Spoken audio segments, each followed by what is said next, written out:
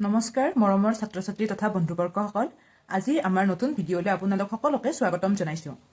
আজিৰ ক্লাছত আমি অষ্টম শ্ৰেণীৰ অনুশীলনী 1 এৰ কুৱেশ্যন আনচাৰ্ছবোৰ সলভ কৰিবলৈ চেষ্টা কৰিম। অনুশীলনী 1 এৰ দুটা পাৰ্টত ভিডিঅ'বোৰ যাব। আজি ফাৰ্ষ্ট পাৰ্ট আৰু ইয়াৰ পাছত আমি ছেকেণ্ড পাৰ্টটো সোনকালে আপলোড কৰি দিম। অষ্টম শ্ৰেণীৰ অনুশীলনী 1 এৰ কুৱেশ্যনছবোৰ বিশেষতঃ পৰিমেয় সংখ্যাৰ ওপৰত আছে। পৰিমেয় সংখ্যাৰ ওপৰত মই ইয়াৰ আগতে 4টাকৈ ভিডিঅ' বনাই থৈ দিছোঁ, প্লেলিষ্ট বনোৱা আছে। ছাত্ৰ ছাত্ৰীসকলে প্ৰথমে সেই ভিডিঅ'কেইটা যদি চাই লয় তাৰে পিছত অনুশীলনীৰ কুৱেশ্যনছবোৰ সহজে সলভ কৰিবলৈ সহায়ক হ'ব। গতিকে যিসকল ছাত্ৰ ছাত্ৰীয়ে আগৰ ভিডিঅ'কেইটা চোৱা নাই সেইসকলে আমাৰ ডেছক্ৰিপশ্যনত লিংক দিয়া আছে পৰিমেয় সংখ্যাৰ প্লেলিষ্টটোৰ। গতিকে সেই ভিডিঅ'কেইটা আগতে চাই ল'বা, তাৰে পাছত অনুশীলনীৰ কুৱেশ্যন এনচাৰবোৰ সলভ কৰিবলৈ চেষ্টা কৰিবা। এতিয়া পলম নকৰি আমি অনুশীলনীৰ কুৱেশ্যন এনচাৰবোৰ কৰিবলৈ আগবাঢ়ো আহা। প্ৰথম কুৱেশ্যনটোত দিয়া আছে সত্য নে অসত্য লিখা। স্বাভাৱিক সংখ্যাৰ থোপটো অখণ্ড সংখ্যাৰ থোপটোৰ অন্তৰ্গত। মই আগৰ ভিডিঅ'ত কৈছোঁৱে, ভালদৰে বুজাই দিছোঁ। তোমালোকে যদি চোৱা নাই তেন্তে চাই ল'বা, মই বাৰে বাৰে কৈছোঁ। ইয়াত মই অলপকৈ বুজাই দিওঁ। ধৰি লোৱা এইডাল এডাল সংখ্যা ৰেখা, এইটো 0, ৰাইট চাইডে থকাখিনি আমাৰ ধনাত্মক অখণ্ড সংখ্যা হ'ব, 1 2 3 এনেকৈ অসীমলৈ যাব। লেফ্ট চাইডে থকাখিনি আমাৰ ঋণাত্মক অখণ্ড সংখ্যা, এনেকৈ মাইনাছৰ দিশত আমাৰ কি হ'ব, লেফ্ট চাইডে যাব অসীমলৈ। এতিয়া দিছে স্বাভাৱিক সংখ্যাৰ থোপটো অখণ্ড সংখ্যাৰ থোপৰ অন্তৰ্গত। স্বাভাৱিক সংখ্যা বুলি ক'লে আমি 1ৰ পৰা অসীমলৈ সংখ্যাখিনি কওঁ স্বাভাৱিক সংখ্যা বা ধনাত্মক অখণ্ড সংখ্যা। পূৰ্ণ সংখ্যা বুলি ক'লে আমি 0 আৰু স্বাভাৱিক সংখ্যাৰ থোপটো লগ লাগি কওঁ পূৰ্ণ সংখ্যা। মাইনাছৰ খিনিক কওঁ আমি ঋণাত্মক অখণ্ড সংখ্যা। আৰু এই গোটেই সংখ্যা ৰেখাডাল হ'ব আমাৰ অখণ্ড সংখ্যা। গতিকে ইয়াত দিছে স্বাভাৱিক সংখ্যাৰ থোপটো অখণ্ড সংখ্যাৰ থোপৰ অন্তৰ্গত হয়। এই স্বাভাৱিক সংখ্যাৰ থোপটো অখণ্ড সংখ্যাৰ অন্তৰ্গত হয়, গতিকে আমাৰ এইটো কি হ'ব, সত্য হ'ব। স্বাভাৱিক সংখ্যা আৰু পূৰ্ণ সংখ্যাৰ থোপ দুটা লগ হৈ অখণ্ড সংখ্যাৰ থোপটো গঠন হৈছে। মই কৈছিলোৱে এইখিনিক কয় স্বাভাৱিক সংখ্যা বুলি, আৰু এইখিনিক কয় আমাৰ অৰ্থাৎ 1 2 3 4 হৈছে স্বাভাৱিক সংখ্যা, আৰু 0 আৰু স্বাভাৱিক সংখ্যাখিনি লগ হৈ পূৰ্ণ সংখ্যা। কিন্তু অখণ্ড সংখ্যা হ'ব লাগিলে স্বাভাৱিক সংখ্যা, পূৰ্ণ সংখ্যা মানে 0টো আৰু ঋণাত্মক অখণ্ড সংখ্যাখিনি আমি লগ কৰিব লাগিব। ঋণাত্মক অখণ্ড সংখ্যা, ধনাত্মক অখণ্ড সংখ্যা আৰু 0 লগ হৈয়ে অখণ্ড সংখ্যাৰ থোপটো গঠিত হয়। গতিকে কেৱল স্বাভাৱিক সংখ্যা আৰু পূৰ্ণ সংখ্যা অৰ্থাৎ আমি 0 আৰু স্বাভাৱিক সংখ্যাখিনি ধৰি আমি অখণ্ড সংখ্যাৰ থোপটো নাপাওঁ। গতিকে আমাৰ দ্বিতীয় উক্তিটো কি হ'ব, অসত্য হ'ব। সকলো অখণ্ড সংখ্যাই পৰিমেয়।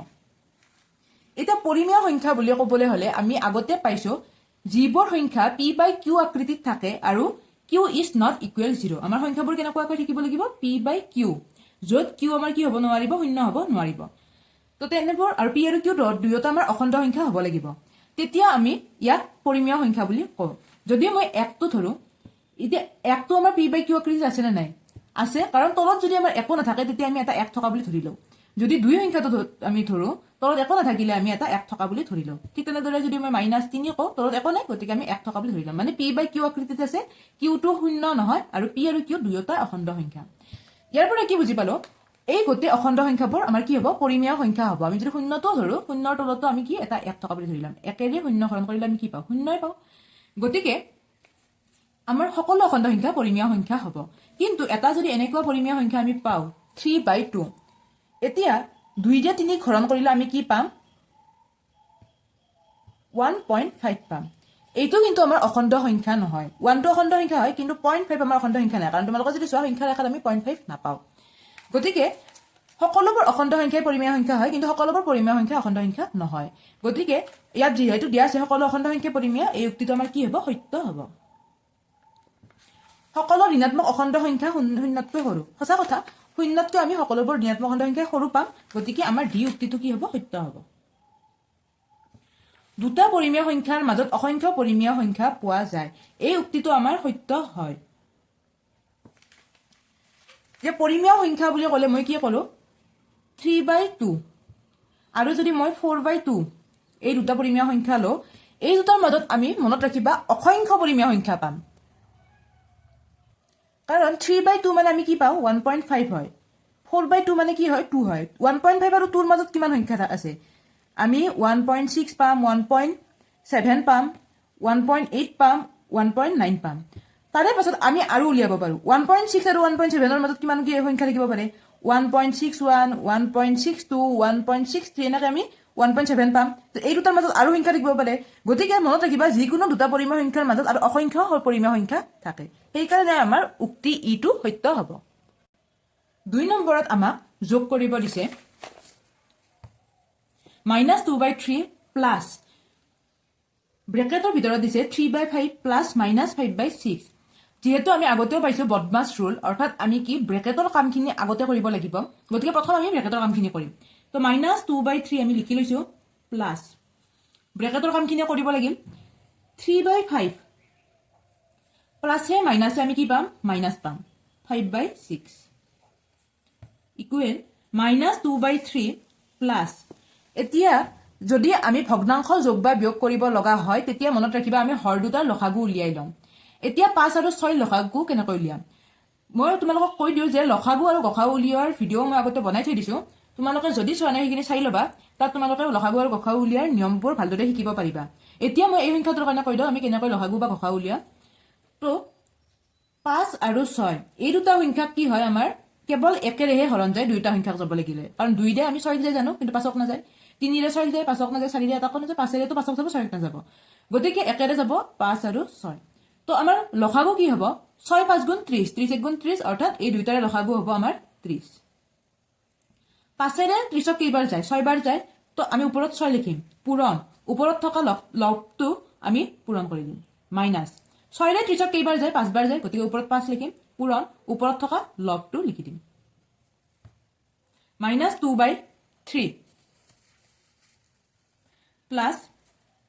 6 3 গুণ 18 মাইনাছ 5 5 গুণ 25/30 ইকুৱেল -2/3 এতিয়া সৰু সংখ্যাটোৰ পৰা ডাঙৰ সংখ্যাটো আমাৰ কি হৈ আছে বিয়োগ হৈ আছে গতিকে আমি কি কৰিম প্ৰথমে ডাঙৰ সংখ্যাটোৰ পৰা সৰু সংখ্যাটো আমি বিয়োগ কৰি ল'ম 25ৰ পৰা 18 গ'লে আমি আনসাৰ পাম 7 গতিকে ইয়াত কি হ'ব প্লাছ চিন দিছো ইয়াত ওপৰত হ'ব 7 যেহেতু ডাঙৰ সংখ্যাটো আমাৰ মাইনাছত আছিল গতিকে আগত আহিব মাইনাছ চিন /30 -2/3 প্লাছে মাইনাছে -7/30 এতিয়া 3 আৰু 30ৰ আমি কি উলিয়াম লসাগু উলিয়াম যেহেতু ভগ্নাংশত আছে আৰু মাজত মাইনাছ চিন আছে আমি কি উলিয়াব লাগিব আমি লসাগু উলিয়াব লাগিব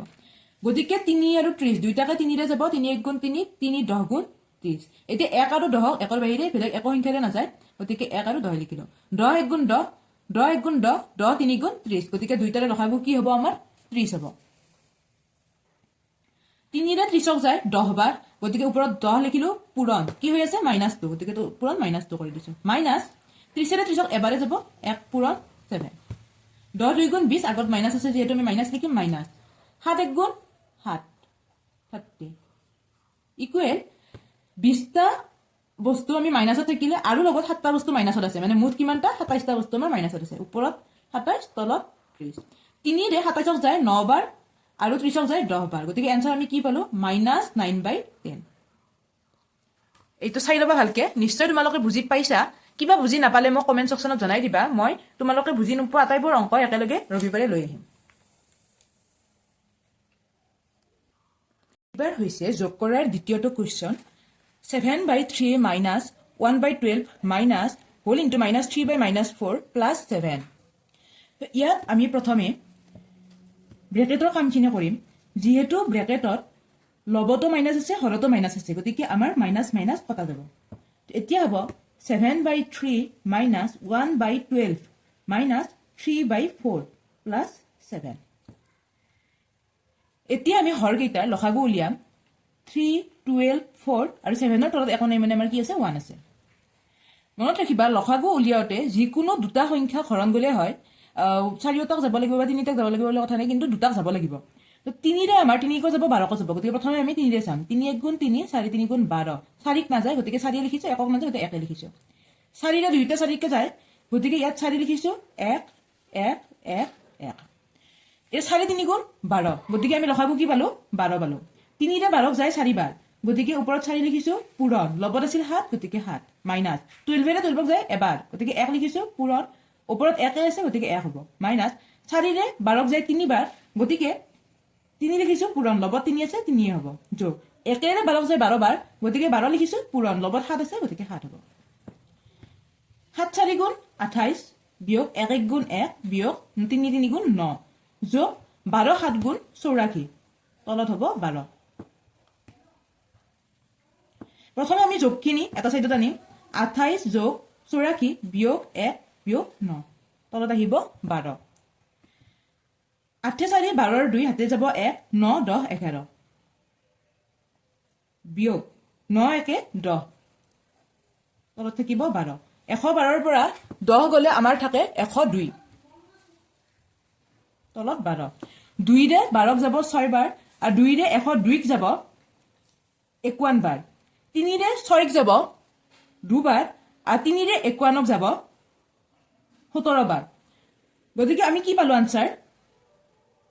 17/12 এতিয়া এইটো আমি মিশ্ৰ ভগ্নাংশত কৰিব লাগিলে 17ক 2 ৰে হৰণ কৰি দিম 8 2 গুণ 16 হাতে যাব বাকি ৰব 1 গতিকে মিশ্ৰ ভগ্নাংশত লিখিলে কি হ'ব 8 লিখিলো আৰু 2 ভাগৰ 1 মানে আমি जितु गुण যায় जितु बार যাব হেতু আমি আগত লিখিম তাৰে পাছত আমাৰ 2 এৰিয়াত আমাৰ হৰত আছে গতিকে ইয়াত আমি হৰতে লিখিম আৰু जितु বাকি ৰব হেতু ওপৰত লিখিব লাগিব 8 2 গুণ 16 1 17 তো এইটো হ'ব আমাৰ 2 নম্বৰ যোগ কৰাটোৰ আনসাৰ তাৰে পাছৰ কোৱেশ্চনত দিছে হয়নে নহয় কোৱা অৰ্থাৎ সমান চিনৰ লেফট সাইডে থকাখিনি আৰু সমান চিনৰ ৰাইট সাইডে থকাখিনি সমান হয়নে নহয় আমি ক'ব লাগিব তো প্ৰথমে আমি লেফট হ্যান্ড সাইড লিখি লম আৰু লেফট হ্যান্ড সাইডত থকাখিনি লিখি লবা 5/3 প্লাস ব্ৰেকেট 1/4 প্লাস 2/3 তো প্ৰথমে আমি ব্ৰেকেটৰ কাম কৰিম গতিকে 3/5 টো লিখি লৈছো প্লাস 4 আৰু 3 আমি কি উলিয়াব লাগিব লসাগু 4 3 গুণ 12 গতিকে হ'ব 12 4 ৰে 12 যায় 3 বাৰ গতিকে ওপৰত 3 লিখিছো পূৰণ লব ইয়াত আছে গতিকে 1 লিখিছো যোগ 3 ৰে 12 যায় 4 বাৰ পূৰণ ওপৰত 2 আছে গতিকে 2 লিখি দিছো 3/5 প্লাস 3 1 গুণ 3 প্লাস 4 2 গুণ 8 তলত কি হ'ব 12 3/5 প্লাস 8 3 11 তলত 12 এইবাৰ 12 আৰু 5 আমি লসাগু উলিয়াব লাগিব 12 5 গুণ 60 5 ৰে 60 যায় 12 বাৰ গতিকে 12 পূৰণ 3 যোগ 12 ৰে 60 যায় 5 বাৰ গতিকে 5 পূৰণ 11 12 3 গুণ 37 প্লাস 5 11 গুণ 55 তলত 60 6 5 11 6 5 11 1 হাতে গেল 1 6 3 9 তলত 60 তো ইয়াত আমি আনসার পালো 91/60 তো এইবাৰ চোৱা right hand side 3/5 plus 1/4 bracket আছে প্লাস 2/3 তো প্ৰথমে আমি ব্ৰেকেটৰ কাম কৰিম 5 আৰু 4 লসাগু কি হ'ব 5 4 গুণ 20 5 ৰে 20 যায় 4 বাৰ গতিকে 4 পূৰণ ওপৰত লব 3 আছে গতিকে 3 4 ৰে 20 যায় 5 বাৰ গতিকে 5 পূৰণ লবত 1 আছে গতিকে 1 যোগ 2/3 4 3 গুণ 12 যোগ 5 1 গুণ 5 তলত 20 যোগ 2/3 12 পাছে 17 তলত 20 যোগ 2/3 এতিয়া 20 আৰু 3 আমি কি উলিয়াব লাগিব লসাগু উলিয়াব লাগিব 20 3 গুণ 60 20 ৰে 60 যায় 3 বাৰ গতিকে 3 পূৰণ 17 হ'ব যোগ 3 ৰে 60 যায় 20 বাৰ গতিকে 20 পূৰণ 2 17 3 গুণ 51 যোগ 20 2 গুণ 40 তলত 60 51 ৰ লগত 40 যোগ কৰিলে হয় আমাৰ 91 তলত 60 এতিয়া তোমালোকে চোৱা আমাৰ লেফট হ্যান্ড সাইড আৰু ৰাইট হ্যান্ড সাইড কি হৈছে সমান হৈছে 91/60 91/60 তো এতিয়া কি লেখা left hand side equal right hand side নিশ্চয় বুজি পাইছা এইটো এতিয়া আমি 2 নম্বৰটো চাও তো ইয়াত আছে 3/4 হৰণ 2/3 ইকুৱেল 2/3 হৰণ 3/4 তো লেফট হ্যান্ড সাইড 3/4 হৰণ 2/3 যদি এনেকুৱাকৈ দিয়া থাকে আমাৰ ভগ্নাংশ বিলাক তেতিয়া আমি হৰণ কৰিব লাগিলে কৰিম প্ৰথমে যেটো আমাৰ ভগ্নাংশ দিয়া আছে আমি হেতু লিখি লম তাৰে পাছত হৰণৰ ঠাইত আমি পূৰণ চিন দিম পূৰণ দিলে সেকেন্ড যেটো ভগ্নাংশ আছে হেতু আমি উলুটাই দিব লাগে ইয়া 2/3 আছে আমি 3/2 লিখিব লাগিব তাৰে পাছত পূৰণ কৰিলে হ'ল 3 3 গুণ 9 4 2 গুণ 8 এবাৰ চোৱা ৰাইট হ্যান্ড সাইড 2/3 হৰণ 3/4 2/3 আমি কি কৰিম পূৰণ চিন দিম আৰু পিছৰ ভগ্নাংশটো উলুটাই দিম অৰ্থাৎ 4/3 4 2 গুণ 8 3 3 গুণ 9 তো ইয়াত আমি কি পাইছো প্ৰথমটো পাইছিলো 9/8 পাছৰটো কি পাইছো আমি 8/9 দুইটা আমাৰ কি সমান সংখ্যা নহয় গতিকে ইয়াত আমি লিখিব লাগিব left hand side is not equal right hand side এতিয়া চোৱা 3 নম্বৰটো তো ইয়াতো আমি লিখি লৈছো left hand side 1/9 minus 1/3 minus 1/6 তো প্ৰথমে আমি কি কৰিম ব্ৰেকেটৰ কাম কৰিম 1/9 minus তো 3 আৰু 6 লসাগু হ'ব 6 তোমালোকে কাকতে উলিয়াই চাব পাৰিবা দুইটাকে 3 ৰে যাব 3 1 গুণ 3 3 2 গুণ 6 যেহেতু একৰ বাহিৰে ইয়াক আৰু বেলেগ একো হৰে নাযায় তো আমি এনেকৈ লিখিব লাগিব 2 1 গুণ 2 2 1 গুণ 2 2 1 গুণ 2 2 3 গুণ 6 গতিকে লসাগু কি হ'ব 6 হ'ব 3 ৰে 6 যাব দুবাৰ তো ওপৰত 2 লিখিছো পূৰণ 1 হ'ব যেহেতু ওপৰত 1 আছে মাইনাস 6 ৰে 6 যাব এবাৰ গতিকে ওপৰত 1 লিখিছো আৰু পূৰণ 1 হ'ব কাৰণ ওপৰত 1 আছে আমাৰ 1/9 মাইনাস 2 গুণ 2 মাইনাস 1 গুণ 1 divided by 6 1/9 মাইনাস 2 ৰ পৰা 1 গলে 1 থাকে গতিকে 1/6 হ'ব এইবাৰ 9 আৰু 6 আমি লসাগু উলিয়াম 9 6 দুইটাকে যায় 3 ৰে 3 3 গুণ 9 3 2 গুণ 6 আৰু 3 আৰু 6 একৰ বাহিৰে বেলেগ একো সংখ্যাৰে নাযায় গতিকে আমি ইয়াৰ একেৰে হৰণ নকৰিলে হ'ব 3 2 গুণ 6 6 3 গুণ 18 গতিকে ইয়াত আমি লসাগু পালো 18 9 ৰে 18 যায় দুবাৰ গতিকে 2 পূৰণ 1 লিখিছো মাইনাস 6 ৰে 18 যায় 3 বাৰ গতিকে 3 পূৰণ 1 লিখিম 2 1 গুণ 2 মাইনাস 3 1 গুণ 3 তলত ঠিকি থাকিব 18 2 ৰে 3 বিয়োগ কৰিব দিছে মানে সৰু সংখ্যাটোৰে ডাঙৰ সংখ্যাটো বিয়োগ কৰিব লাগে গতিকে আমি কি কৰিম ডাঙৰটোৰে প্ৰথমে সৰুটোক বিয়োগ কৰিম 3 ৰে 2 বিয়োগ কৰিলে আমাৰ কি থাকে 1 থাকে যেহেতু ডাঙৰটোৰ আগত আমাৰ মাইনাস চিন আছে গতিকে আমি আগত মাইনাস চিন দিব লাগিব তলত দি আছে এইটোৱে নিশ্চয় এইখিনি বুজি পাইছা এতিয়া চোৱা right hand side 1/9 minus 1/3 whole minus 1/6 9 আৰু 3 ৰ আমি লসাগু কি পাম 9 পাম 9 ৰে 9 যায় আমাৰ কেইবাৰ এবাৰ গতিকে 1 পূৰণ 1 হ'ব 3 ৰে 9 যায় 3 বাৰ গতিকে 3 পূৰণ 1 হ'ব minus 1/6 1 1 গুণ 1 minus 3 1 গুণ 3 তলত কি থাকিব 9 থাকিব minus 1/6 একেৰে 3 ক আমাৰ বিয়োগ কৰিব দিছে মানে 3 ৰে আমি এতিয়া কি কৰিম একো বিয়োগ কৰিম 3 ৰ পৰা 1 বিয়োগ কৰিলে থাকে 2 আগত কি আহিব মাইনাস চিন আহিব তলত নাই minus 1/6 9 আৰু 6 লখাব এই অলপ আগতে পাইছিল আমি 18 হ'ব 9 ৰে 18 যায় দুবাৰ গতিকে 2 পূৰণ মাইনাস 2 বিয়োগ 6 ৰে 18 যায় 3 বাৰ 3 পূৰণ 1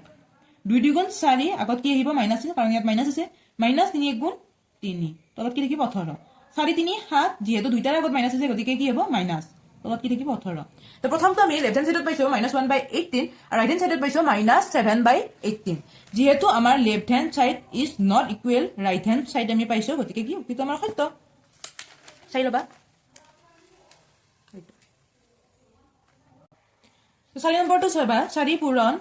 ব্ৰেকেটৰ ভিতৰত আছে হাফ পূৰণ 5 তো প্ৰথমে আমি কি চাম লেফট হ্যান্ড সাইড 4 পূৰণ আমি ব্ৰেকেটৰ কাম আগতে কৰিম ইয়াত হৰত আছে 2 আৰু 5ৰ তলত যেতে এখন আমি 1 থকা বুলি ধৰি লম গতিকে 2 1 গুণ কি হ'ব 2 হ'ব 5 1 গুণ কাৰণ ইয়াত লগত 1 আছে আৰু ওপৰত 5 আছে গতিকে 5 1 গুণ কি হ'ব 5 এতিয়া মনত ৰাখিবা আমাৰ ভগ্নাংশ বিলাকৰ হৰবোৰেৰে যদি লবক কটাকটি যায় তেতিয়া আমি কাটিব পাৰো যেহেতু মাজত পূৰণ চিন আছে যোগৰ ক্ষেত্ৰত নহয় যোগ থাকিলে আমি কি কৰিব লাগে লসাগু উলিয়াব লাগে পূৰণ থাকিলে কিন্তু আমি কটাকটি কৰিব পাৰো এতিয়া ইয়াৰ ওপৰত প্ৰথমটোৰ ওপৰত আমাৰ কি আছে 4 আছে কাৰণ তলত আমি 1 থকা বুলি ধৰি লম দ্বিতীয়টোৰ ওপৰত 5 আছে তলত আছে 2 গতিকে এই হৰটোৰে এই লবটোক আমাৰ কি হ'ব কটাকটি যাব গতিকে 2 2 গুণ 4 5 2 গুণ কিমান পাম কাৰণ দুইটা এতিয়া দুইটো ওপৰতে আছে গতিকে 5 2 গুণ আমাৰ কি হ'ব 10 হ'ব তো এবাৰ চোৱা right hand side 4 into half into 5 একে হ'ব প্ৰথমে ব্ৰেকেটৰ কামটো কৰিম 2 ৰে 4 কটা যাব গতিকে 2 2 গুণ কি হ'ব 4 হ'ব 2 1 গুণ 2 পূৰণ কি আছে 5 আছে 5 2 গুণ কি হ'ব 10 হ'ব গতিকে আমি কি পালো left hand side equal right hand side এইবাৰ চোৱা 5 নম্বৰটো 9/16 plus 7/12 equals 7/12 plus 9/16 তো এইবাৰো আমি কি কৰিম লেফট হ্যান্ড সাইড লিখি লম 9/16 plus 7/12 যেহেতু আমাৰ যোগ চিন আছে আমি কি কৰিব লাগিব লসাগু উলিয়াব লাগিব তো 16 আৰু 12 লসাগু উলিয়াই চোৱা দুইটাকে 2 ৰে যাব 8 2 গুণ 16 6 2 গুণ 12 আৰু 2 ৰে যাব 4 2 গুণ 8 3 2 গুণ 6 4 আৰু 3 একৰ বাহিৰে বেলেগ একো সংখ্যাৰে নাযায় গতিকে ইয়াক আমি আৰু হৰণ নকৰিলে হ'ব 4 3 গুণ 12 12 2 গুণ 24 24 2 গুণ 48 গতিকে দুইটাৰে আমাৰ লসাগু কি হ'ব 48 16 3 গুণ 48 গতিকে 3 পূৰণ 9 যোগ 12 4 গুণ 48 গতিকে 4 পূৰণ 7 9 3 গুণ 27 7 4 গুণ 28 তলত আছে 48 8 7 15 5 7 যাব 1 তো 1 তো আমি 2 লগত যোগ কৰিলে 3 হ'ব 3 4 5 55 আৰু তলত কি থাকিব 48 এইটো তো এইবাৰ চোৱা ৰাইট হ্যান্ড সাইড 7/12 প্লাছ 9/16 আমি এইমাত্ৰ পাইছিলোঁ 12 আৰু 16 লসাগু কি হয় আমাৰ 48 12ৰে 48ৰ কেইবাৰ যায় 4 বাৰ পূৰণ 7 হ'ব যেহেতু ওপৰত 7 আছে যোগ 16ৰে 48ক যায় 3 বাৰ গতিকে 3 পূৰণ ওপৰত 9 আছে 9 হ'ব 7 4 গুণ 28 যোগ 9 3 গুণ 27 আৰু আমাৰ ইয়াত কি পাম 48 8 7 15 5 হাতেকে যাব 1 3 4 5 55 আৰু তলত কি থাকিব 48 অৰ্থাৎ 55/48 আমি লেফ্ট হেণ্ড চাইড আৰু ৰাইট হেণ্ড চাইড দুইটাতে আমি কি পাইছোঁ 55/48 গতিকে লেফ্ট হেণ্ড চাইড ইকুৱেল আমাৰ কি হ'ব ৰাইট হেণ্ড চাইড মানে এই যুক্তিটো আমাৰ কি হ'ব সত্য হ'ব তো আজিৰ ভিডিঅ'টোত আমি এইখিনিতে এৰিছোঁ নেক্সট আমি অনুশীলনী 1 এৰ সেকেন্ড পাৰ্টটো লৈ আহিম কাৰণ আমাৰ কিছু অংক ৰৈ গৈছে গতিকে সেকেন্ড পাৰ্টত আমি গোটেইখিনি শেষ কৰিবলৈ চেষ্টা কৰিম আৰু যদি শেষ নহয় আৰু এটা পাৰ্ট আনিব লাগিব গতিকে ভিডিঅ'টো যদি চাই ভাল পাইছা তেন্তে লাইক কৰিবা শ্বেয়াৰ কৰিবা আৰু সময়মতে আমাৰ ক্লাছবোৰ পাই থকাৰ বাবে ছাবস্ক্ৰাইব কৰিবা আৰু যদি কিবা বুজি নোপোৱা আছে কিবা ডাউট পাইছা তেন্তে কমেণ্ট ছেকশ্যনত জনাবা মই এই সপ্তাহটো যিমানখিনি ডাউট ওলাব সেই গোটেই ডাউটখিনি মই ৰবিবাৰে এটা ভিডিঅ' আনি পেলাই ক্লিয়াৰ কৰাৰ চেষ্টা কৰিম তোমালোকে যদি এইখিনি ভালকে বুজি পোৱা নাই ইয়াৰ আগত পৰিমেয় সংখ্যাৰ ক্ষেত্ৰত লসাগু উলিয়া বা সৰল কৰাও কিছুমান নিয়ম আগত কৰি দিয়া আছে প্লেলিষ্ট আছে মোৰ ইয়াত পৰিমেয় সংখ্যা বুলি ডেছক্ৰিপশ্যনতো লিংক দিয়া আছে সেইখন আগতে চাই ল'বা তাত তিনিটা চাৰিটা ভিডিঅ' তাত আছে তো সেইকেইটা এবাৰ চাই ল'বা চাই লোৱাৰ পাছত অনুশীলন কৰিবলৈ চেষ্টা কৰিবা তেতিয়াহে কৰাত সুবিধা পাবা বা সহজ পাবা কৰিবলৈ আজি এইখিনিতে এৰি দিছোঁ ভিডিঅ'টো শেষলৈ চোৱাৰ বাবে ধন্যবাদ বাই বাই